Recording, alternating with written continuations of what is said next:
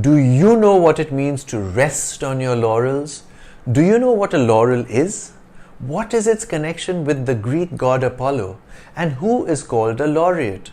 You know about the Olympic Games, but what about the Pythian Games? All this and more coming up. Do watch, but first, please subscribe to the English Nut. Thank you. To rest on your laurels is to rely on past successes, to not continue to work on achieving new things.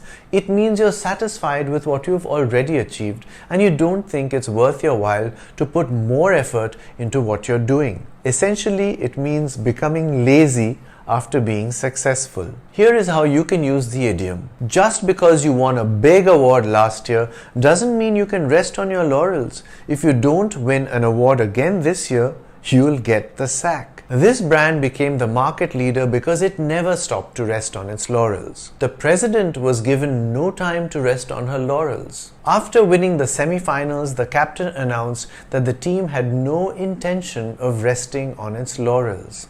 In ancient Greece and Rome, people who achieved distinction were honored with a laurel wreath.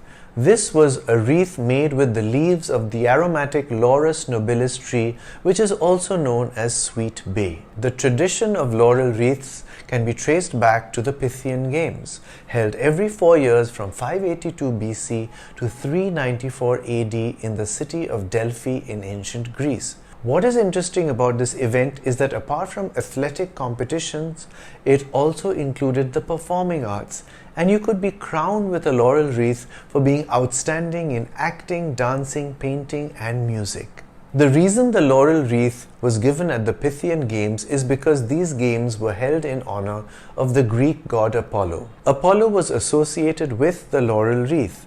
According to Greek mythology, he was in love with the nymph Daphne, but when he approached her, she turned into a laurel tree. Undeterred, Apollo embraced the tree and wore a wreath of leaves plucked from it. In ancient Rome, the tradition of conferring wreaths was extended to honoring generals who had distinguished themselves in battle.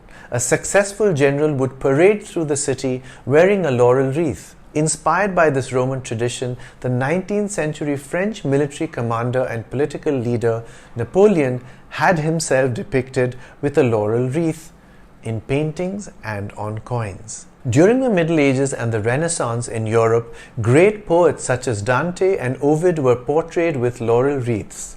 The most important poet of a kingdom came to be known as the poet laureate, the poet honored with the laurel wreath. Geoffrey Chaucer, who was himself a poet laureate of England in the 14th century, refers to a laurel wreath or crown in his work The Knight's Tale, circa 1385. This is the original quote in the English of his day. In modern English, it would translate to the following: "With laurel crowned as conqueror, there he lived in joy and honor."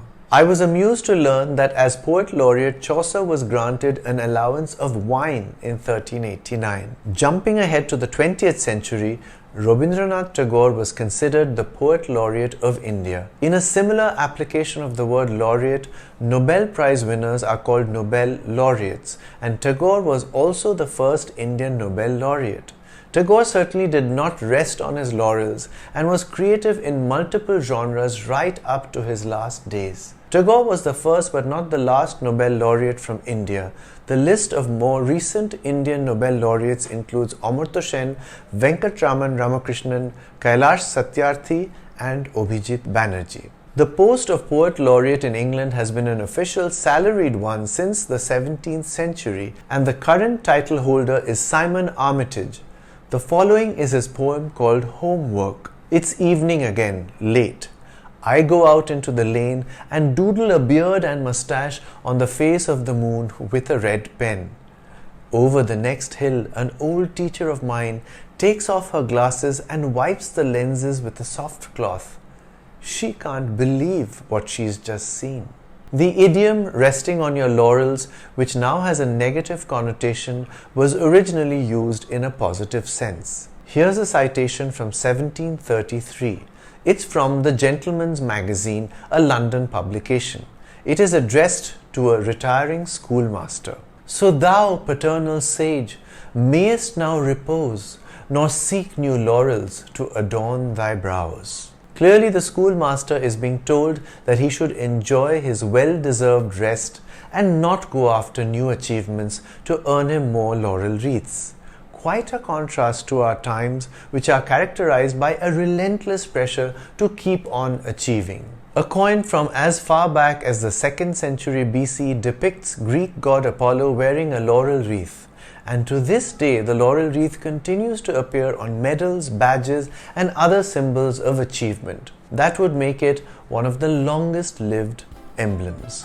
Do come up with sentences using the phrase resting on your laurels. Write them in the comments section. I'm the English Nut. Bye for now.